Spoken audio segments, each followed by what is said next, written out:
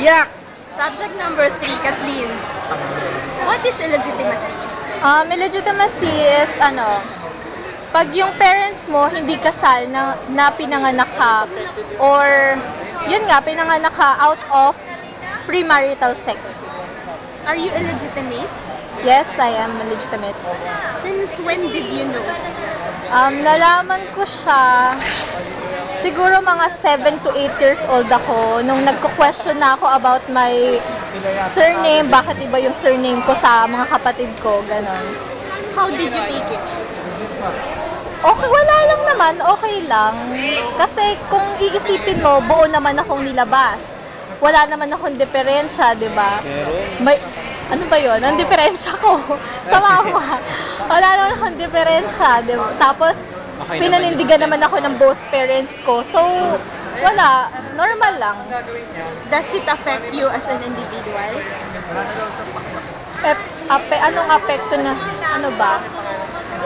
Wala, normal lang ako nabuhay na parang ganun lang na buo yung normal lang ako na parang isang bata kung ano ba talaga yung normal na bata. Ganun lang naman ako lumaki. As in normal. Normal ako.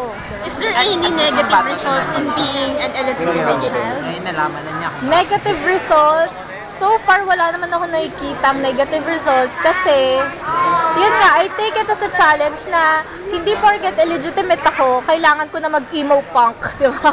Whatever. Whatever. Bad trip. Bad trip. Hindi ko na kailangan mag-inarte dahil nga, parang ginagawa ko siyang challenge na andyan naman yung both parents ko, mahal naman nila ako, nakakapag-aral ako, kaya wala, siguro parang naging positive nga siya sa akin eh, kasi nga natutuwa akong mag-isip ng matino at isipin kung ano yung tama talaga. Oo, marunong ako mag-isip na matino. Samahan nyo, okay. As an illegitimate child, what's your viewpoint? Viewpoint, act normal. Hindi naman porket hindi porket may pinagdadaanan ka o iba yung pinanggalingan mo, magiging ano ka na, di ba? Parang ano yun eh, normal ka pa rin naman tao, anak ka rin ng Diyos. Parang iisa lang, parang lahat tayo pantay-pantay. We have